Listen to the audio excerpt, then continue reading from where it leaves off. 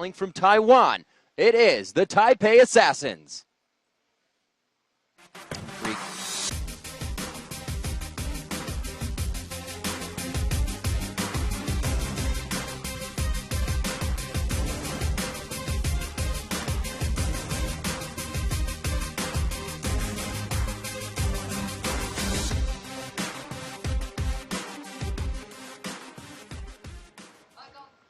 We have them here up on stage. You can see the camera going through, waving to the camera, smiling. These guys a little bit confident going in there. And actually, talking with Wicked before these matches started, CLG EU's been playing TPA for practice these last few days. Since Saturday, they've been playing each other. They're on opposite sides of the bracket, so if those teams do meet, they would play in the finals. And Wicked said that he thinks TPA will win this match. Hotshot, again, the same thing, said that he really thought TPA, the Taipei Assassins, had a great shot in this matchup. But I know the internet, reading all those comments, a lot of people expect that Moscow 5 victory, the M5 BenQ versus Zebu Frost grand final. But a lot of predictions here for the Taiwanese team, so there's some good things Can you blame them? You know, what has Moscow 5 shown us on land before? It's that they always take those wins. They really only falter offline. They've only ever lost to one online, team, I should really. say. Yeah, exactly. Yeah. And that's really M5's play is that they will actually practice strategies online, but when LAN comes, it's their A game. But TPA, again, they are proven on LAN. You know, they go into the GPL,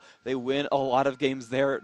3 losses, I think, in that entire league. They've come through demolishing a lot of competition. You know, Sword 3-0'd the group. Sword beat CLG EU. TPA came up and said, that's nice, Maknoon, but 2-0 is going to be your fate. Thank you very much. TPA, really, really good. Hey guys, we have heard from TPA. We have seen the team. Let's meet their challengers, starting as the blue team, the champions from Europe. It's Moscow 5, BenQ.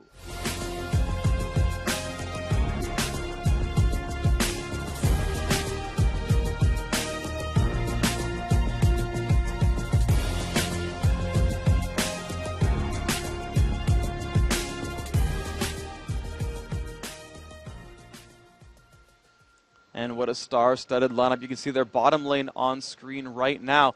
They have been one of the driving forces here for M5 BenQ, and they've really brought out, I think more so than most other teams, a lot of unique picks. Ghosty Pepper had run that jungle Zyra earlier in the quarterfinals. AD Kennen was a very big pick back in Kiev. They're one of the first teams to bring out Misfortune that we've now seen Woong bring out from Zebu Frost. These guys very, very innovative as well. And their roster is star-studded.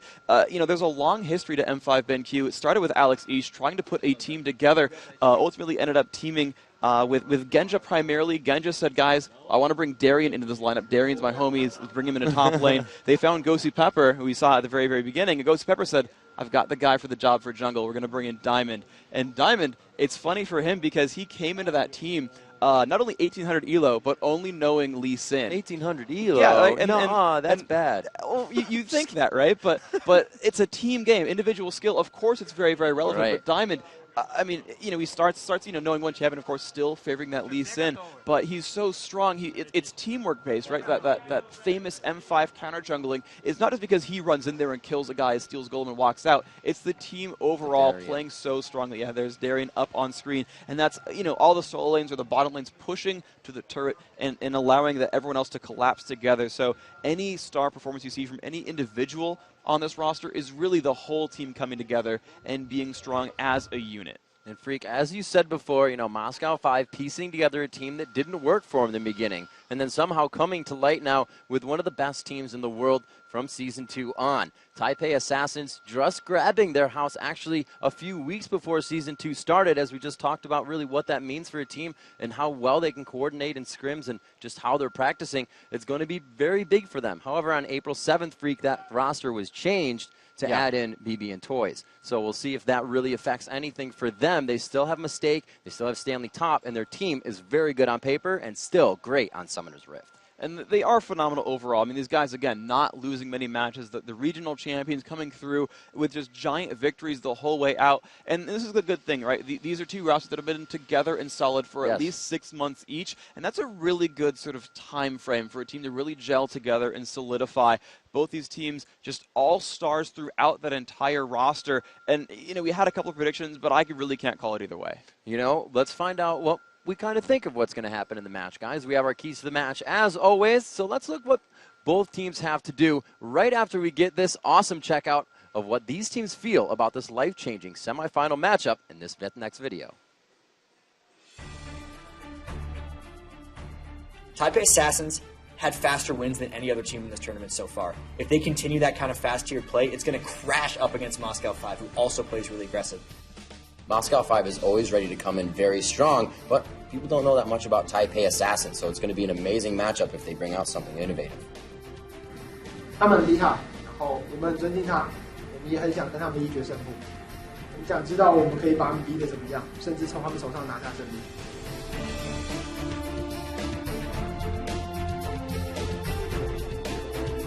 如果我们明天可以打得跟今天一模一样的话，我们绝对可以打赢他们。 So Taipei Assassins are just going to have to get really aggressive against Moscow 5. There you see it. It's all just about the aggression. But let's check out what TPA, those Taipei Assassins, have to do to beat Europe's best team.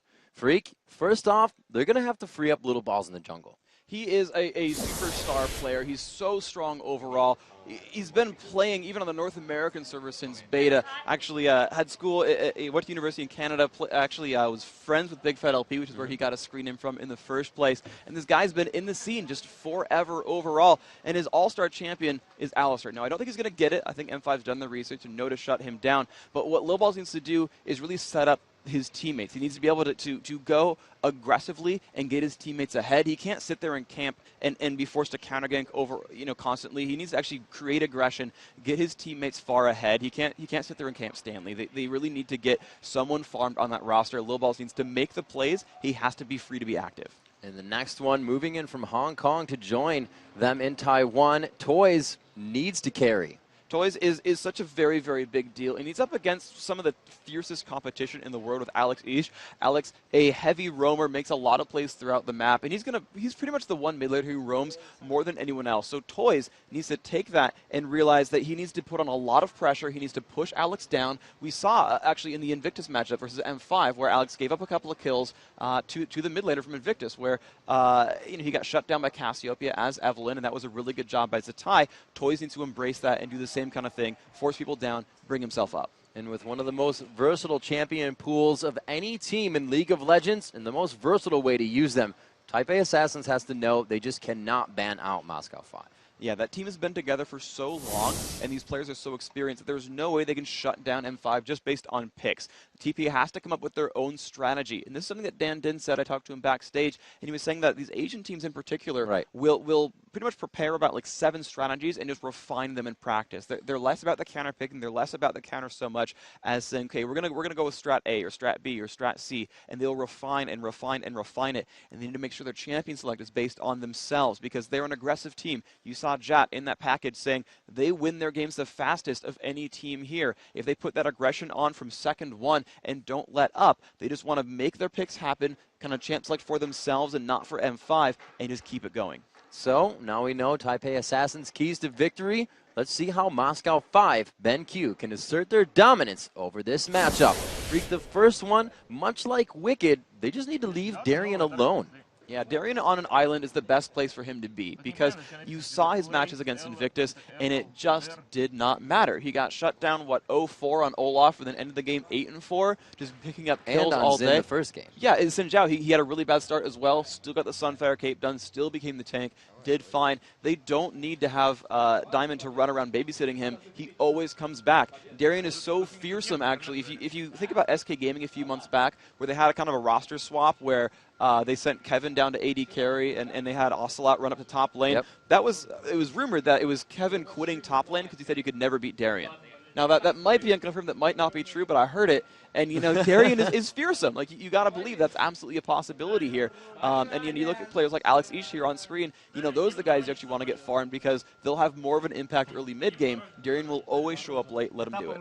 And the next one going on. This one really focusing on Diamond Procs, having I believe at least 6 dragons within the 2 games of Invictus. 2 of those being steals. They need to continue to maintain objective control. This is really how M5 turned around the early early lead that Invictus had, where IG really turned on the pressure, got a lot of successful ganks, really kind of pushed the game away from M5 in the first 20 minutes. But what Diamond and Ghost Pepper did, specifically the two of them, was they would actually do up on Dragon. It was crazy. They would time the opponent's wards, say, okay, the ward is done, Diamond would start it, Zyra would come over from behind and sort of help him out and pick that kill off, and while top, mid, and the AD carry are still fighting in lane, they're IG didn't realize that they were actually sneaking a dragon in, and M5 did this multiple times and continued their gold and kept up throughout that game. It's a trick that M5 needs to continue here, where that early game is going to be rocky against TPA. They need to find something in that early mid game to still keep the gold up. That's going to be objectives like turrets and dragons. And for Moscow 5, with Toys and BB being so scary throughout this tournament, they really need just to adapt to the right carry.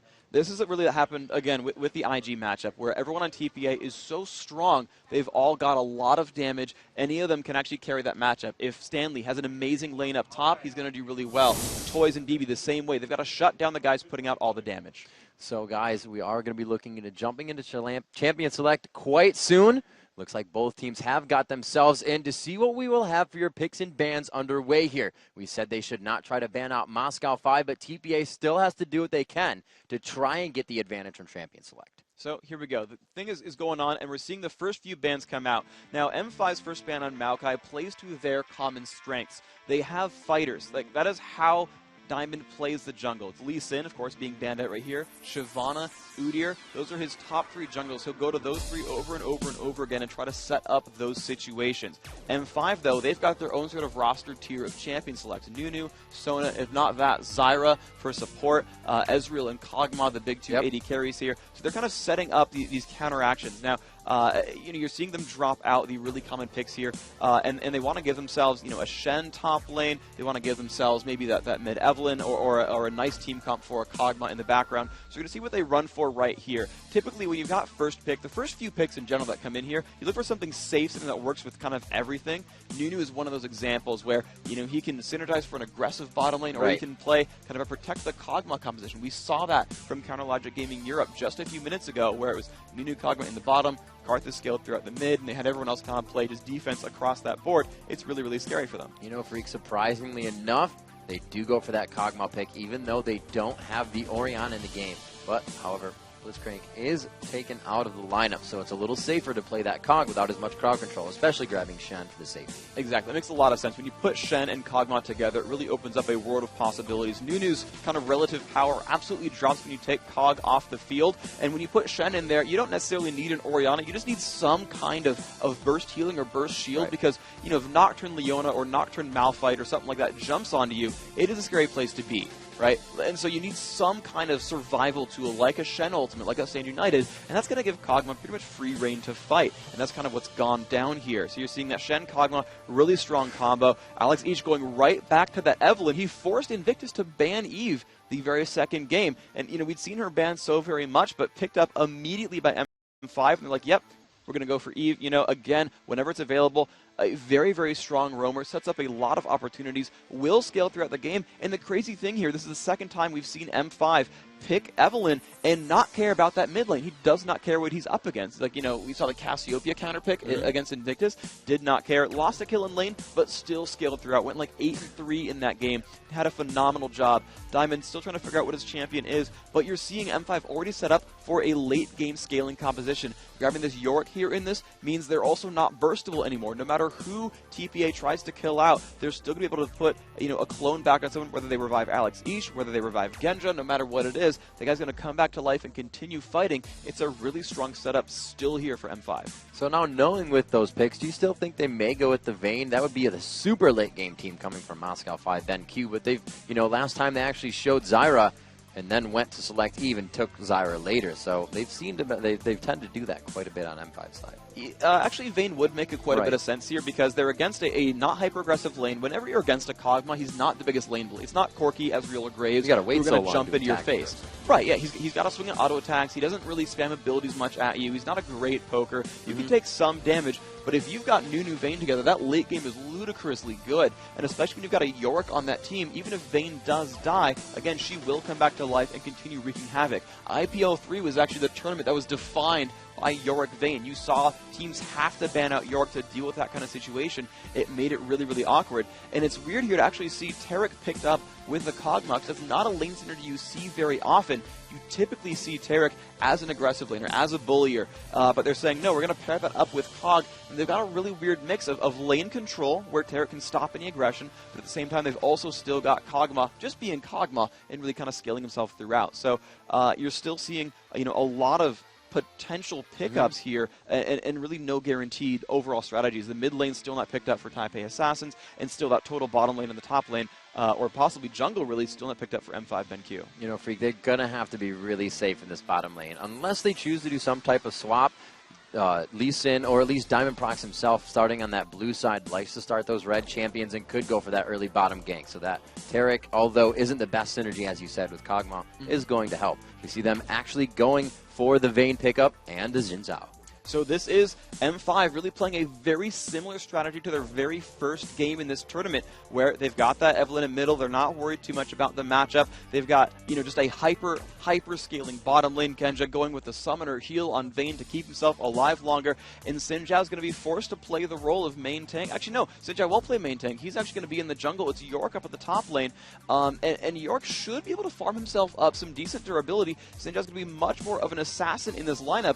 And that's going to be a little bit hard for him, because I don't know if Xin Zhao Evelynn can completely kill off that Kog'Maw. He's got the Shen shield still available. There's a stun and a heal from Tarek. I'm actually not sure that M5 BenQ can kill off Kog'Maw. So right now, that point we talked about, adapt to the carry, I don't know if they can completely adapt to BB in this game. It's going to depend a lot on how that lane matches up. As they're seeing the rest of this champion pool come through, looks like TPA Assassins going for a Karthus pickup. So it's interesting. M5 playing a team very, very similar to what they ran Game 1 against Invictus. TPA running a team, honestly, very similar to what Counterlogic Gaming Europe just ran just a few minutes ago. Both these teams actually ridiculously good late games.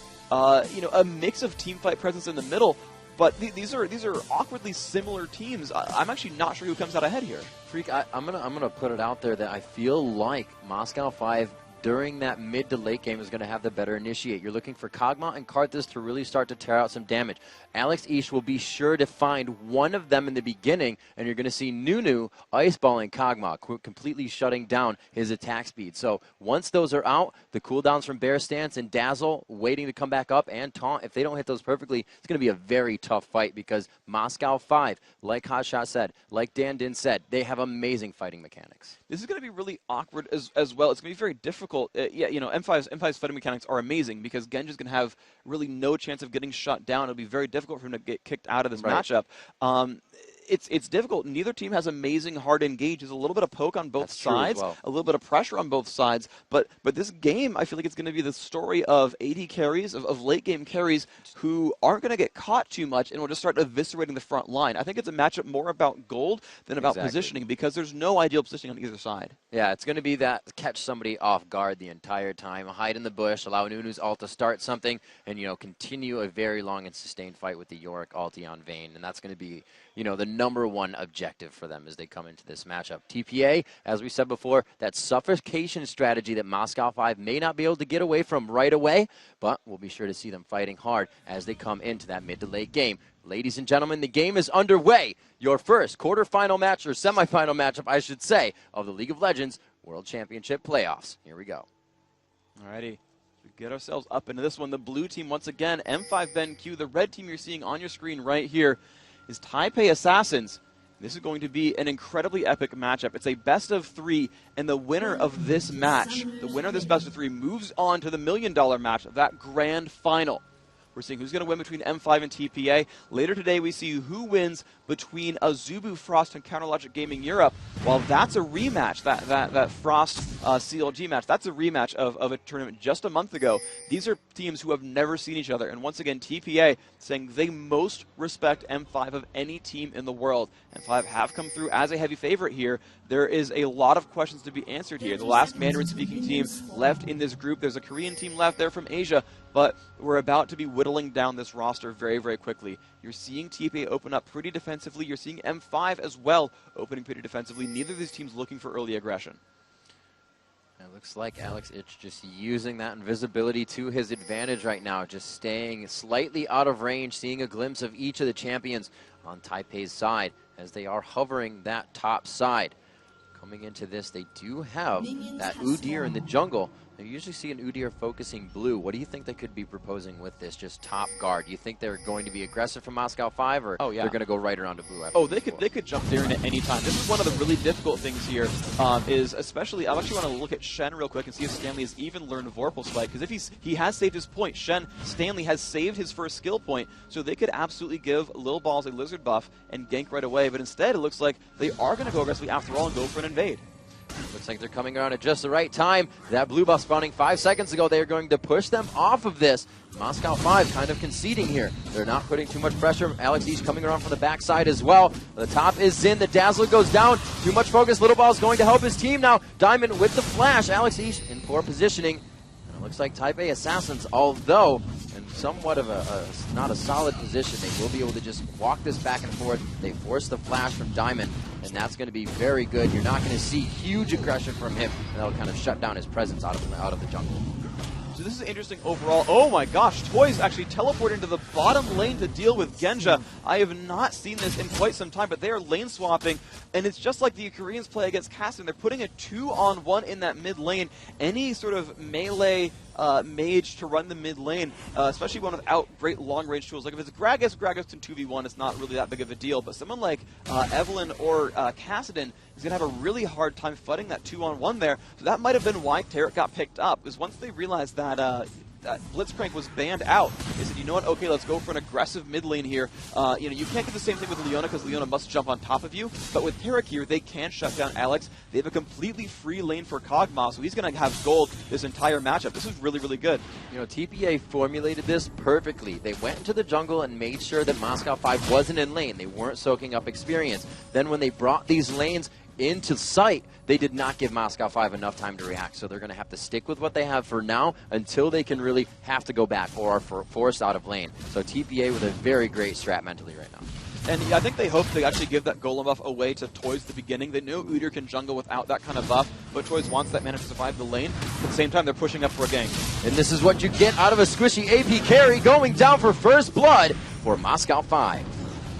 That is the perfect play right there. That is exactly what they need to do, is they know he's got a bit of a weak matchup. They got Diamond around the jungle fast enough that he did show up for that gank. That's a really, really great play. Even got the blue steal as part of it. That's really good counter-strat orchestration here by M5BenQ. Alex still with a bad lane, only 2 minion kills. You've got to remember that. That's a very big disadvantage. But at the same time, it's still risky for it's still difficult for both these teams this early game. So we see Udyr coming out to middle. Looks like he could try to get some help on Little Balls, showing some presence, going back into the jungle. They had that ward on Wraiths, so he could retime it, actually putting another one down. Diamond with both buffs, making his way through the jungle. Gosu joining in mid, so Alex can get a little bit easier of a time here. We see Mistake's hand is raised, and we're going to get him fixed up. Probably just pointing out a few things with his headphones. Could have a little bit of a sound issue with these guys right now with that lane swap. Yeah. You saw Karthus go down, and I'd say Vayne is a pretty good counter to that. You can condemn him away if he's getting close. You can just dive away from the lay waste. That's going to be, like you said, a fed lane for that. It's difficult on both sides. It's interesting. So as far as the lane goes, you're absolutely right. That Genja's going to have a really good time fighting Karthus one-on-one. She's got Tumble to dodge lay waste. She's got Contend to push him back. Yeah. In general, she should be pretty safe. The difficulty, though, is that he's not worried about the lane too much. He's just trying to farm and survive, and as long as M5 doesn't keep showing up, he'll be okay.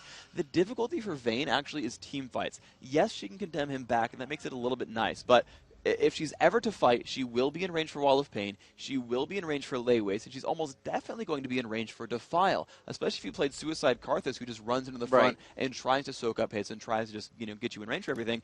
You've got to sort of realize, like, even if Genja has a really good team fight and Karthus dies, he's got to realize, okay, well, do I stay in Defile and keep team fighting and hope to out-lifesteal it, or do I get zoned for 7 seconds, get forced out of the battle because of Defile and because of Lay Waste, and come back later? Leaving 7 seconds for BB to fight people as Kog'Maw is really, really scary. So Genja in a bit of a tricky spot. I think that's actually why partially TPA waited so long to pick their mage, is they were trying to see what was going to come out from M5.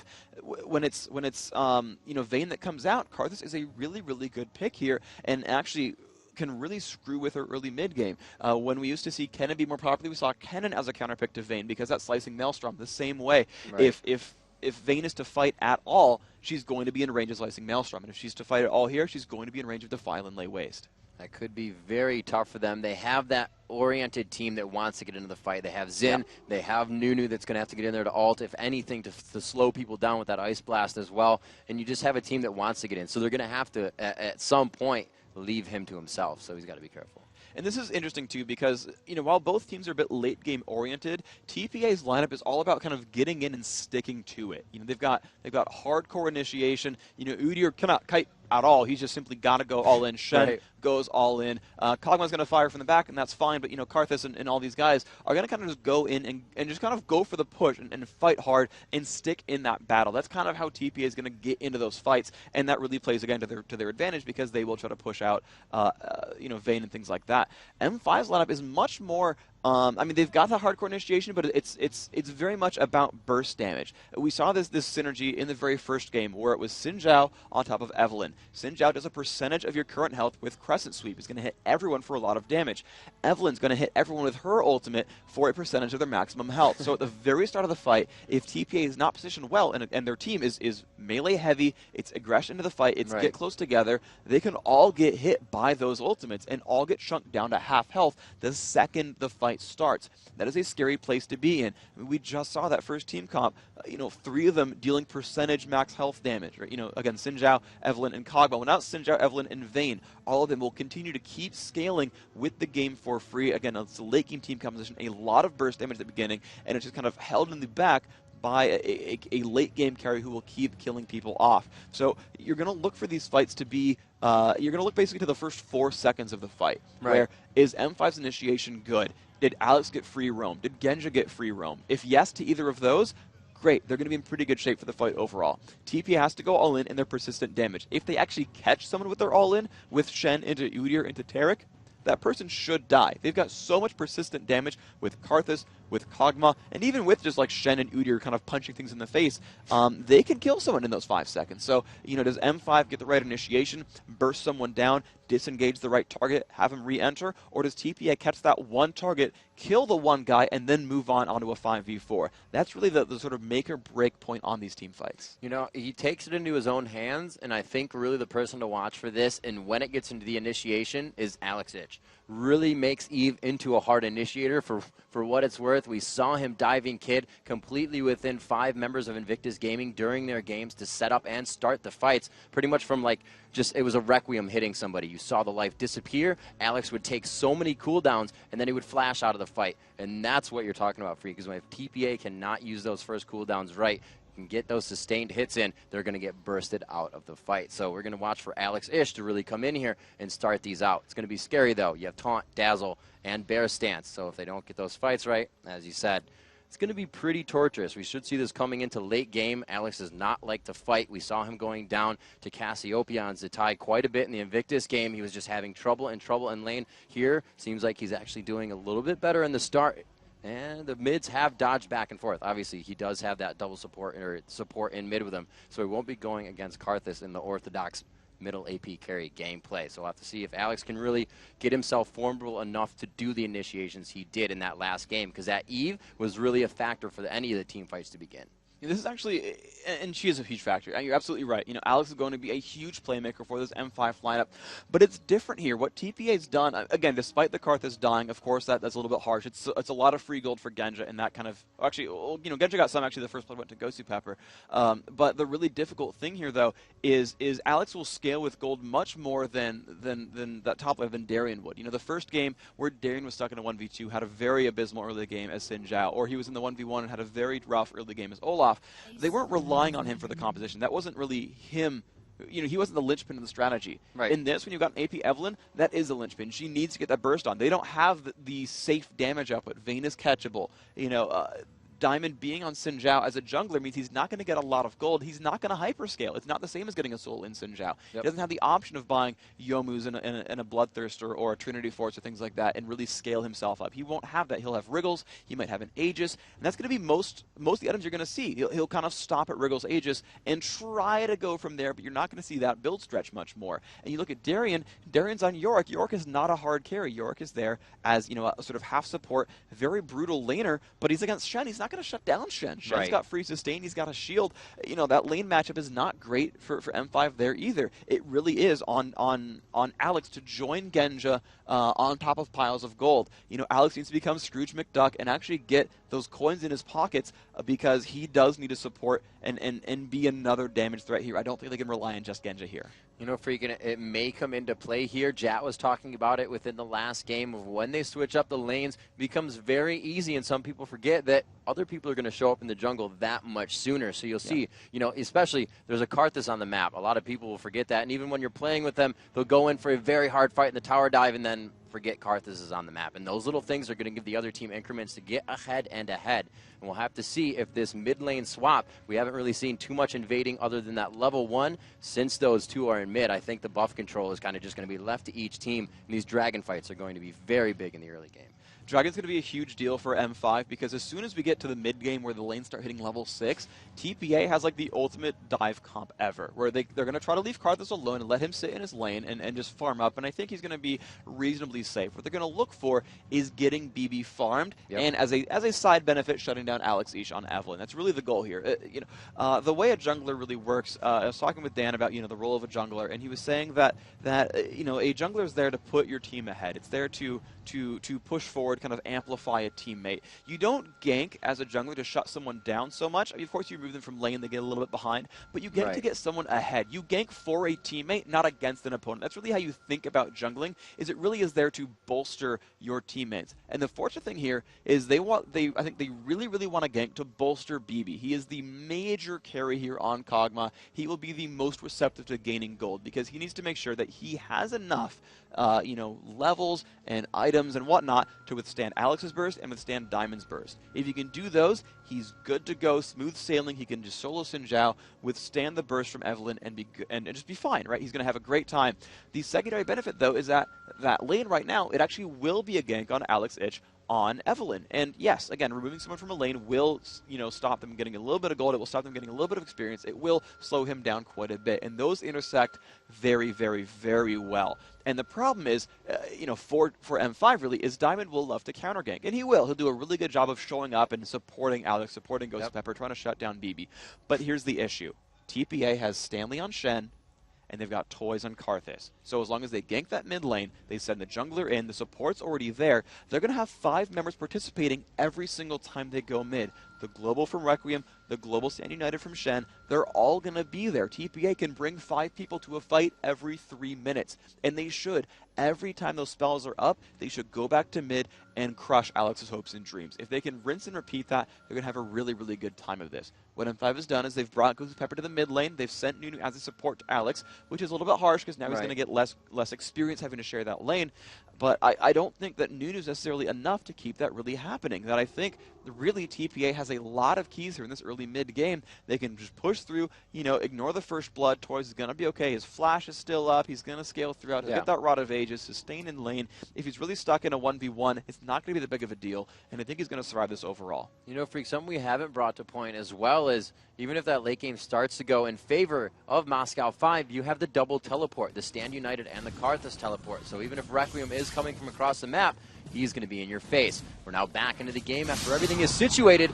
1-0 here. 4 minutes and 43 seconds on that, and I'm a liar. Call me a liar. This guy right here. So we are going to just take that a quick second. Looks like he liked it at first. There's a monitor and mouse that they're just kind of working out here. So once he gets that situated, we all know that stuff's not working right. You don't want to go any further. You want to get it situated. So as we were saying, that teleport strategy that could be used, it just adds to the versatility of the composition that they do have good initiation to start, Stand United, that Wall of Pain, and then the teleport in if Karthus has to Requiem from across the map to start. So that late game could be denied a little bit. Well, let's look at the matchup between the Yeah. king and queen of hyper late game carry. That Kog'Maw versus Vayne. Now, a Vayne can be very scary and can definitely outplay a Kog'Maw. Stun him Yes. against the wall, that fight's over. But Yes. Kog'Maw has the upper hand from the start.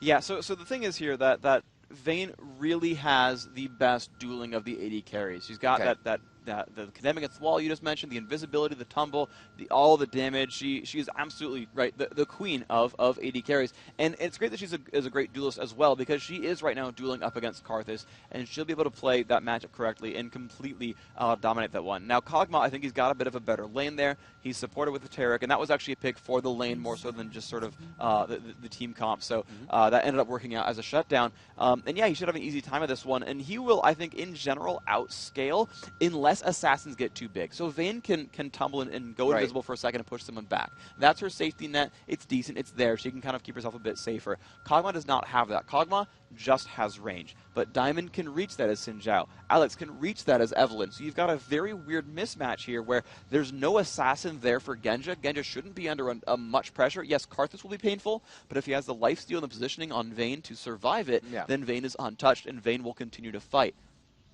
It's really on Alex and Diamond. It's a different matchup here, right? Because Genja is going to be on himself. You know, can you dodge? Can you play well? Okay, Genja, then you're fine if you're good enough. But it's on Diamond and Alex for gold, really, right? Yeah. Do they get farmed enough? Do they get the damage? Can they shut down Kog? And if they can, there's not as many options here for BB. He can cleanse a slow, but that's about it. All right, guys. So I'm pretty sure we asked you to ask us questions. LoL Worlds is the hashtag, and you guys did. So we're going to answer a few of those right now as the players get themselves situated and we get this underway. So as your social questions come in, we will be sure to get those answered. It's going to be Bobby Ray 25 on Twitter. He's saying, Freak and Riv, do you feel the metagame of each region will merge into a world meta? Well, it's interesting because there's actually different approaches on each side. So Dan was talking about, you know, how a lot of the Asian teams play, where they'll prepare their own individual strategies and rehearse them and get them very prepared and kind of go for it. And the Asians in general seem to be very aggressive. They're a little bit M5-esque. And so what I was thinking, you know, as a point was that, you know, these guys don't.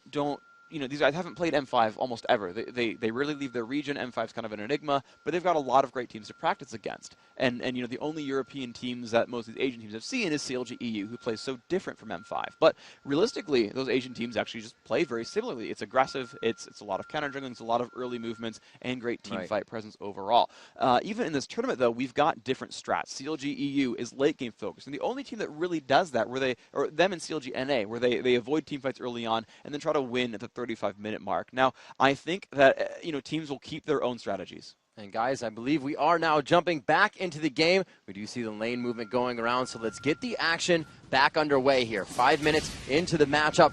We are in that bit of a top lane here. It is 5,300 gold to 5,600 gold. You can see Stanley and Darian just kind of duking it out. Stanley preemptively shielding up to make sure he dodges that ghoul damage. Darian just pushing out his mana from that bar. Stanley will have a little bit better time in this lane, but like we said, Freak, that is not a fight lane. Those guys are not going to take each other down. Alex Ish being pressured very hard in mid here. As you see, Gosu Pepper is still forced to go around the map. He is still making sure his lanes are okay, and that's going to be bottom from Genja as well. Alex. Huge damage there. A nice dazzle. BB taking a turret shot. This is the pressure here. This is the stranglehold suffocation that Taipei Assassins wants to throw on. Nunu can't always stay middle. He still wants to support Vayne. That's going to become a tough lane. Genja's not too hurt right now, and he's actually farming just as well. As we see Toys, the flash, the initiation, the dazzle goes down, but he flashes out perfectly. Diamond coming in to deter this attack, and they also waste the Summoner Exhaust there. One attack from Alex. You can see him always doing the little bit amount of damage, getting the upper hand as much as they can. And that was really, really good. Diamond knew that was a prime counter. It was a prime gank attempt right there. Was waiting in the wings, immediately jumped on, put on the crowd control, and a great move. 2 flashes used to try to jump on Alex.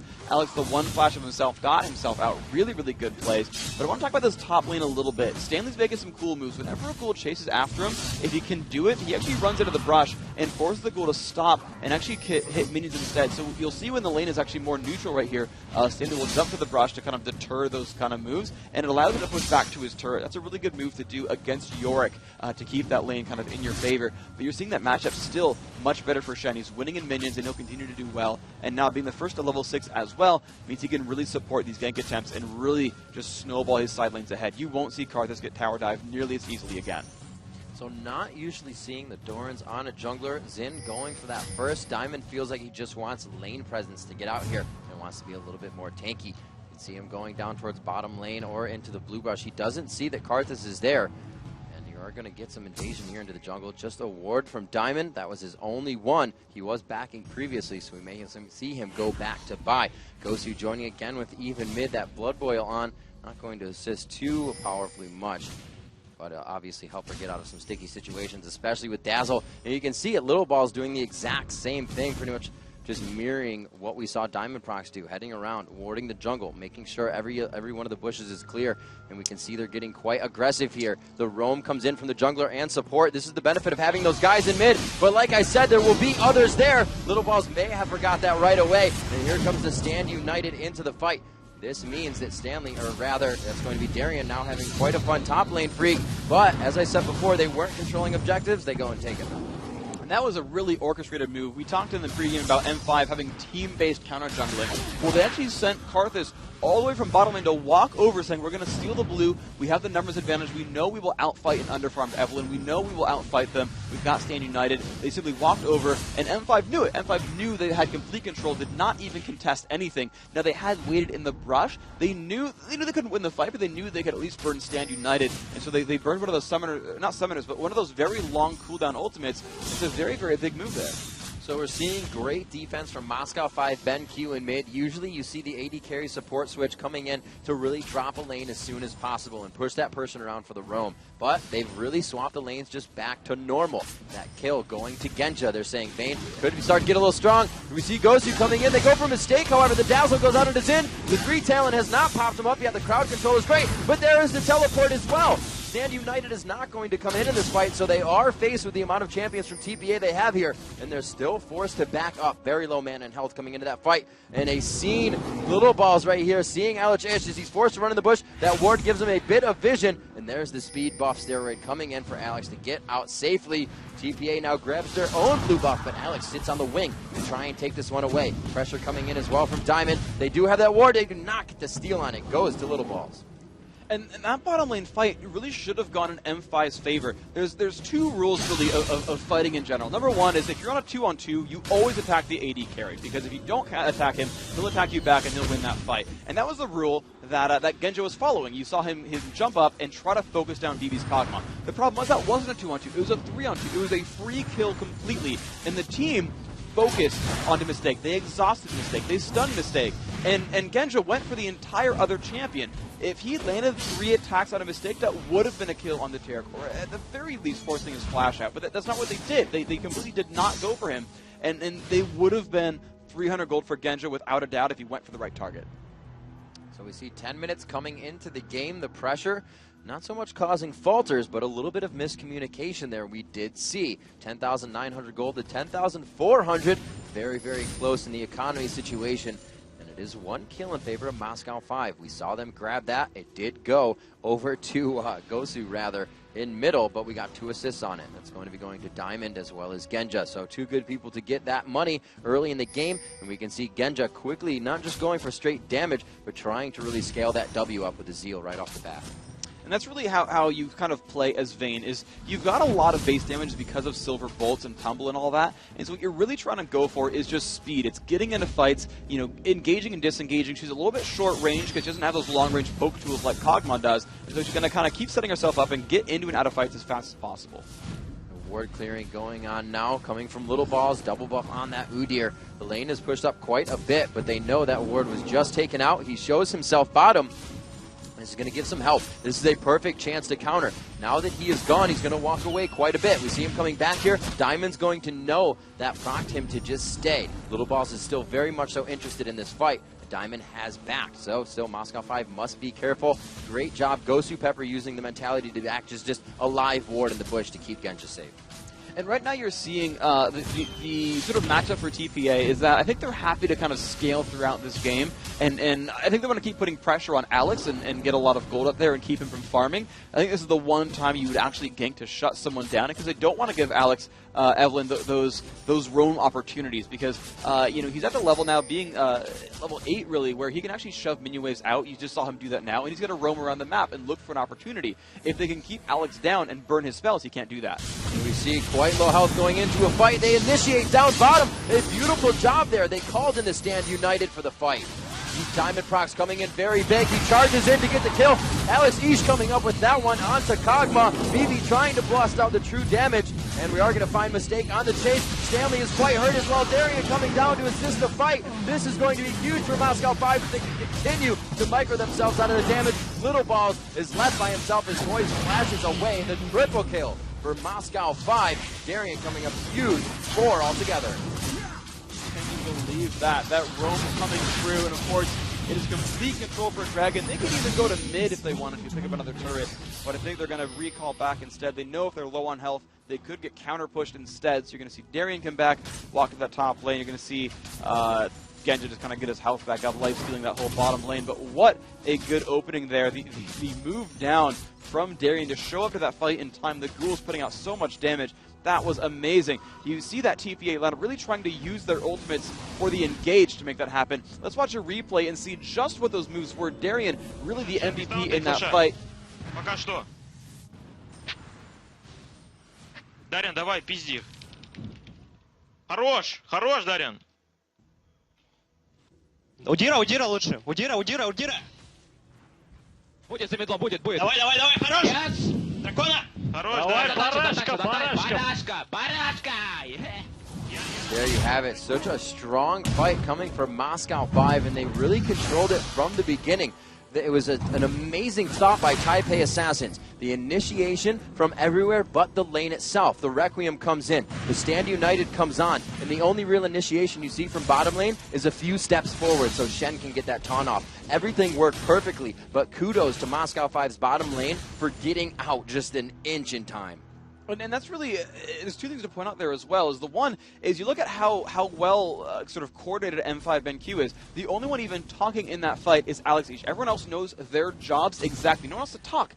No one has to say anything because they all know each other so well. That roster is so stable that it's clear, it's concise, and it's just Alex saying, here's where we're going. Okay, Darian, cast this. Guys, go in here. And he's just the mastermind making all those calls. And that's the first team I've really seen play like that. Well, a lot of them will just yell for every kill. If you listen to like CLG, actually if you listen to Curse's sort of in-game chat, you can't hear anything. I've tried. A little aggression here on Genja, and he gets stunned up twice. A very nice job from Dazzle into Bear. And he gets pushed out of lane here. This is going to be big. Taipei needs to get some ground in these lanes.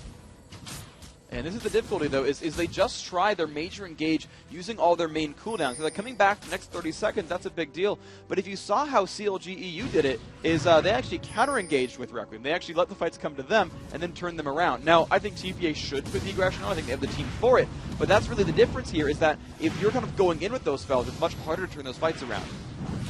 See the blue buff going out. Alex Ish grabs it away. Doesn't even have smite. 15 minutes in the game. Gosu Pepper goes down for this. So kind of a back and forth there. You did lose a champion. It's going to be a kill coming up, I believe, for Bebe there. So, or BB rather. So he's going to be getting himself some gold. Both the AD carries kind of building up the same way as Kog'Maw. That cheaper build as well, coming in with the Zeal, able to use that W Bio-Arcane Barrage percentage health damage that you're always going to be doing. However, that only comes up every so often, so you'll see him trying to get himself within range of the fight. Coming up from the backside, here's the assassination. Up until mid-game, Alex Ish doesn't want to fight, but there you can see just how aggressive he is once he gets the chance. Once again, it's going to be how he plays that matchup. He is an assassin against a mage with not a lot of defensive escape tools. It's going to be kind of over and over that kind of story. And now next time, Stand United will not be back up. Alex Ish on Evelyn only has 45 seconds to go until that ult is back up. Meanwhile, it's more like 2.5 minutes here for Stanley on Shen. And that is a mismatch that M5 is going to need to do. You heard Jat during the WE-CLG match where he was saying that they've got to put those windows in between card assaults. The teleport coming in, Toys now coming out as well. And here the Wall of Pain takes down Gosu. The Wall of Pain is down, Genja's going to be able to run out, and he just continues to lose his support. Obviously, he's happy to not go down, but that is going to continuously feed that bottom lane. That's exactly fine, and every single time, it's a 3-on-2. You don't need to focus the carry. Do not get caught up in the fact that kills are for shutdowns. Kills are for golds. In a team fight, kills are for shutdowns. You don't want them fighting you. But as far as ganks are concerned, ganks are there to just give yourself and your teammates 300 gold and split that 58% assist gold with everyone else who's in that fight. That's what it's for. It's there to get toys farmed, because he knows that mid lane, it's risky. Alex has his ult back up. Now, he's got no ignite, but he's going to have enough damage here, Sorcerer's Shoes, and a lot of extra ability power to keep putting that pressure and really make life super, super miserable here for Toys.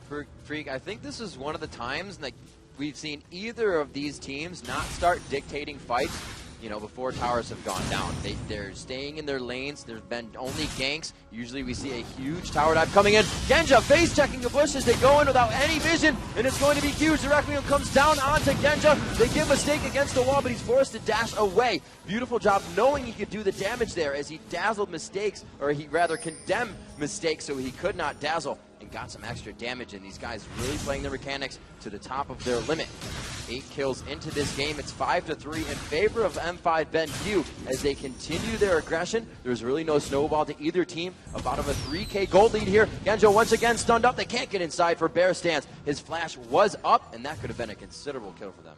That was really risky overall. You just see Genja kind of playing this matchup by the skin of his teeth right there, using Summoner Heal to bait out the flash from BB. And as soon as he came in there, he was like, Summoner Heal, fight me. And BB was like, no, we're good, thanks. And just simply backed off from that one. But that's kind of the gameplay you're going to see from M5. They're going to fight these very sort of neck-and-neck, tooth-and-nail battles that are just extremely close overall. And the way they're going to really tip is if Alex gets to finally roam. He's not been able to run into these matchups very much. He's been fighting his lane opponent, stalking Toys here in the jungle. This could be good for him. Toys not really catching him there. Huge damage coming out from Alex Ish. Will he flash over for the kill? And it looks like he may be able to get Landmass Q out. He lands it, makes it out alive. Alex playing that one right. Again, he's got the Deathfire Grasp picked up there. It's exactly what he wanted to do, was simply turn those around and just assassinate Toys. And you look at Toys' build, he's got those flat magic resist, he's got the Rod of Ages, but he needs more. He needs some actual magic resist. Normally you see Rabbidan's Death Cat come out next, but right now he needs a Negatron Cloak. He needs to not get one-shotted by Alex in lane, because that will keep happening every time. Oh, BB not looking so good right here, but the Condemn just going off a little bit, and it pushes him towards his turret.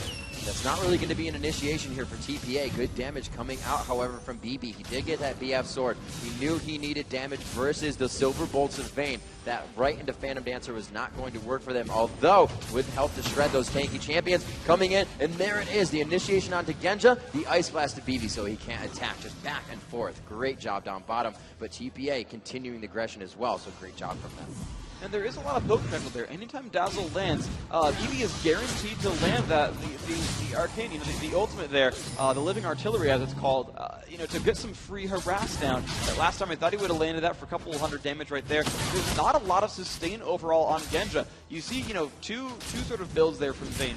One of the main ones is rushing Bloodthirster, and that lifesteal would really keep Genja alive. But as you're seeing here, as he fights the Lizard Buff, there's not a lot of lifesteal for him. He's just got those 2 Dorn's Blades, so that poke will stick around quite a bit onto Vayne. They should keep that pressure going. A few of the turrets now pretty hurt for Moscow 5, meaning those prep turrets could really mean a lot after an objective fight here if it can be forced by Taipei Assassins in the right formation. They will be able to push that mid turret. Don't know how hurt that top turret is. It's actually still got some health. You can see Darian doing very well in his lane. Now Genja and Gosu Pepper trying to defend theirs as well. It is not too hurt, so they have a good lane going down bottom. A lane that can both get Genja farmed as well as keep Gosu somewhat alive. He's gone down quite a bit for his team this game. The only one to have the 3 kills on that board, and that's the person they want dying if somebody's going to go down. So they've done it in the correct fashion if it were to happen. Mistake just waiting around trying to find Ghost Pepper out. The ultimates are up. Both Requiem and Stand United. TPA is going to look for another fight as Evelyn comes from the back. Expect all ults to be burned. TPA They could be okay. Actually, Low Ball's waiting around. If they go in, he's going to be in good shape. Yeah, that teleport's just coming up for TPA Toys. Here we go, though, on the BB. So much damage. He tries to cleanse. He looks like he's going to make it out of this one. Just on the outside of Ghost, he's absolute zero. They do a ton of damage. TPA cannot stay in the fight with the amount coming out from Genja. He is just able to focus whoever he wants from the backside. And you can see Diamond creating such a frontline presence. Wow, so much damage was available there. I can't believe that turned as easily as it did. With Stanley there, Low Ball's there, everyone there to tank, it just did not matter. They just completely burned through Tarek's health bar, no matter what. Happy to kill support, happy to bring everyone's health bar down and simply make the fight happen. Darian did not have to be involved whatsoever, and they still won that in a 4v4. Slowing down Toys. No, they do not choose to initiate. There's too much turret damage to be had. They played that one smart. Toys as well, trying to keep himself safe here with Little Balls. They're going to have to watch this turret go down. The first turret of the game, 22 minutes in. I think that may be the longest time it's taken for our turrets to fall. Moscow 5 Ben Q and Taipei Assassins playing a very cautious semifinal matchup. Yeah, they really do not want to overextend, because if someone does move in a little bit too far, there is so much chase potential on both sides. I mean, you look at the M5 lineup. If someone overextends, they've got Vayne with Blood Boil, who will chase that guy to the ends of the earth. You've got so much flow coming out from Nunu and from York together that no one's going to get away if they overextend. Meanwhile, the same thing is there for TPA. Shen, Tarek, Udyr, that person is going to get completely locked upon, just locked down really, and then everyone else is going to fire upon him, and Karthus and Kog'Maw will have a lot of damage on the front line. Both these teams are about just enough disruption, about having just enough disruption that the back line can just shred people down. So you're seeing more ganks than turret pushes, because turret pushes can be countered with ganks. They kind of they have more of those questions answered and can kind of push through a little bit more safely. So, Freak, let's take a look at these builds. We do see that Stanley is going for possible late-game Frozen Mallet, but switched over to go for that Wit's End to stop the damage coming in from Eve. Usually you'll see that tanky top laner take the role of, well, as I just said, the tank, but we look over to Darian's side. He's gone for Triforce. Nobody on their team is really building to be that single tank. Is their amount of power really allowing them? But Alex, he's coming in huge right here on the top turret. It has been prepped to be taken down, but his focus is only Stanley coming up with the kill and able to make it out. 8-3. Alex again providing for himself. And just over and over, he's got a safe lane and just turns it around to gold.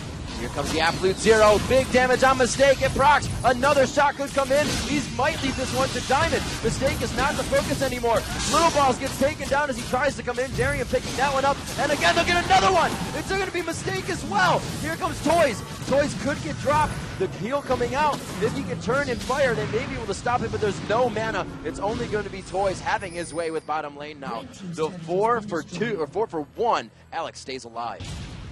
He's just having a field day here, constantly pushing through on this map. They're making a lot of difficulties here. Alex is not getting shut down. He rushed that Deathfire Grasp. He used it to great effect, picking up kills on Toys, I think twice in a row now, just kind of soloing him out in that lane and making a lot of pressure happen overall, and he's been able to roam. He's been able to show up to those fights. The kills at bottom lane where they picked up Mistake and put some pressure on the turret right after. The pressure up that top lane, just diving Stanley, pretty tanky Shen under his turret, and it's interesting because that's like the one downside you would expect to see from Shen going double gold per 10 is he would have a bit of a weak mid game as he waits for that gold to kick in, and just would you know it, Alex shows up and capitalizes on that disadvantage. We're seeing a complete repeat of his first Evelyn game, I should say, and just picking up kill after kill on the opposition. And a huge item coming out from Darian here. Actually just picked up his Guardian Angel. Always focusing his ult onto somebody else now. Doesn't even have to worry about himself. Is really taking that top lane. 209 minion kills to 137. And as I said before, Freak, he's had such a good lane, he's not even needing to build the HP for that lane. You can see, as we were saying and poking at before, Shen having to go for Wit's End for the magic mitigation, as well as that phase to build into the Frozen Mallet later for that health.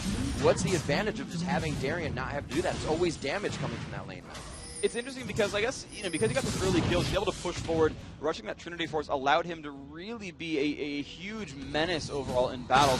It let him out-duel Stanley, pretty much. It let him to kind of stop counter pushes. see the wall of pain going down, and you can see the confidence coming from Moscow 5. They are waltzing through this fight right now. Taipei Assassins with Darian on the outside. 4v1 right now. Darian taking all the hits. The Guardian Angel not even popped. We see Alex H going into the middle of the fight. Mistake could go down here. He will fall to Genja. We see coming up huge. Phoebe onto Alex. The area of effect damage not going to be coming out for them anymore, and they are forced out of this fight. TPA using the turret to their advantage here. A good kill coming out from Darian as he takes down Little Balls, but the chase is on. BB does have that blue buff. He just decides to turn, though, as both teams just go in an all-out fight regardless of the area around them or the situation of the turret.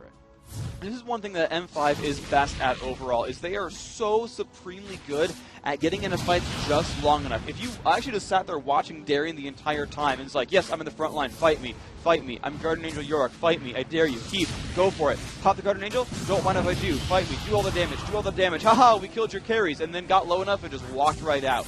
His Guardian Angel is going to recharge over time. That cooldown's going to come back up. I think he might, and he had the self-control to say, yes, I will happily lose my Guardian Angel. You will tunnel vision me, and you will kill the very tanky Yorick. Next fight, I won't be quite as reckless. I'll get down to 10%, and I'll walk out. I'll ult someone, I'll walk out. It won't be a big deal. No big worries here from Darian. He's going to have that kind of gameplay where he's going to be very comfortable in his own skin, knows that there's no surprises really in store, right? No one's going to pick him out of nowhere. He knows the kind of damage BB's putting out. He knows how much damage Kog'Maw can deal. He knows what toys can deal. He knows, yeah, okay, you've got Requiem, that's nice, but then no one else is going to chase him out. So he can walk out of those fights so securely and just tank damage. And because he has Trinity Force, because he has those duels, he will actually be a pretty reasonable damage grab. By picking up that Triforce, it gives him just enough presence to say, yes, here's the damage output that you actually care about. If I go for a squishy, he'll actually take damage. You must actually deal with me, even though you don't want to. Even though I'm Guardian Angel Yorick, you must deal with me. You must focus me and push me out. Yeah, Freak, that's something actually we talked about with Dan Din earlier and how Moscow 5 Ben Q approaches fights. They leave a few that can take the area of effect cooldowns away, causing the other team to only have pinpoint focus attacks. That's when they go in. They leave a few people to take away some area of effect, another few, they go into the fight. We saw that happen. You just explained. Darian, I'll take all the damage. Alex Ish flashed right into the fight. Both of those were wasting so many cooldowns while staying alive and able to trade back. This has brought them now 13-6. They have an over 10,000 gold lead just about, and it's going to be 28 minutes into the matchup. This spells Baron. And M5's going to make a good move for this. I think they're more trying to bait a battle out here. They were trying to sneak it because they only sent 3 members there. They wanted to try to put some damage in. They had ward coverage. They did get back out pretty safely. But Alex on the flank. Alex is coming in from behind. This is what we said he would do. He goes away from Toys. You can see him destroying all the cooldowns. They've separated from the fight. Genja as well, or BB rather. BB trying to come in with that passive. The Requiem goes down, and it's not going to be enough damage. Genja more than happy to stay in the fight. Fires down on Little Balls. Mistake is in his eyes next. Gets the double kill, the triple kill. No, Alex East picking up Shen, and they're going to have an open turret for that first inhibitor in mid, but it looks like they're making a straight beeline for Baron. That is the right play. Once again, they had simply separated the champions perfectly. You saw Diamond kind of go in and out against Toys and Karthus, and it simply kind of required him to stand there out of range of anyone else. It was just perfect positioning. It's a free push onto Baron, of course, with no one else alive. They don't need to wait around for Darian to revive. It's not that big of a deal. They'll simply pick up the buff, pick up the golden experience, walk themselves back out very safely. They've got time to recall. Not a big deal. This replay is coming out. Let's see exactly what went down. Now watch Diamond. He comes in, knocks up Toys, walks back out. Toys cannot do anything in this fight. He's simply unable to do much damage. Finally gets shut down. Still not in range of anyone. Now watch Darian at the bottom. Genja. Genja's got no one to focus him. Easy kill on Little Balls. No one there to touch Vayne. Walks up. Mistake. Not a problem. Stanley, the last one alive on Shen. They focus the targets. And they focus the carries properly. BB went down first. Toys went down second. Little Balls went down third. And then Mistaken Stanley the tanks went down last. They had exact perfect target prioritization. Alex flanked around the back, bursted Toys, prevented Toys from getting himself in the middle of the fray. And Genja, playing his champion right, said, yes, if I'm stuck near a Karthus, it will suck, so I won't be anywhere near Karthus, thank you very much. We'll kill BB, I'll come from around the side. You guys do with Karthus, I'll go things to the other side of the map. Team Guardian Angel now coming into play for M5 Ben Q. They are starting to sport those around. It looks like Diamond is trying to get his up there quite soon as well. He does have the chain vest. They have pushed TPA back into their base. Moscow 5 now controls the team fights within this game. Genja Gosu Pepper and Diamond still holding that Baron buff very strong in their own rights, with Darian on the front side, a Guardian Angel just about to come back up for him in about 5 seconds. This is why he's pushing the turret so hard. If it comes back in this fight, it's going to be huge. There's so much focus on him, and they're not going to see it come back up. BB going down, has to cleanse out of this one. Toys is just standing there doing so much damage. It doesn't look like the focus is that right for Moscow 5, but they're avoiding all the damage that they need to. An ace coming out for them, a triple kill coming out for Genja, and it looks like they may be able to push on to the Nexus turrets in this one. They have a lot of tank behind their champions. Diamond and Gosu on the front. The first Nexus turret goes down, 23-7, 31 minutes into the game. That's all Moscow 5 needed for game 1 as they take it from TPA.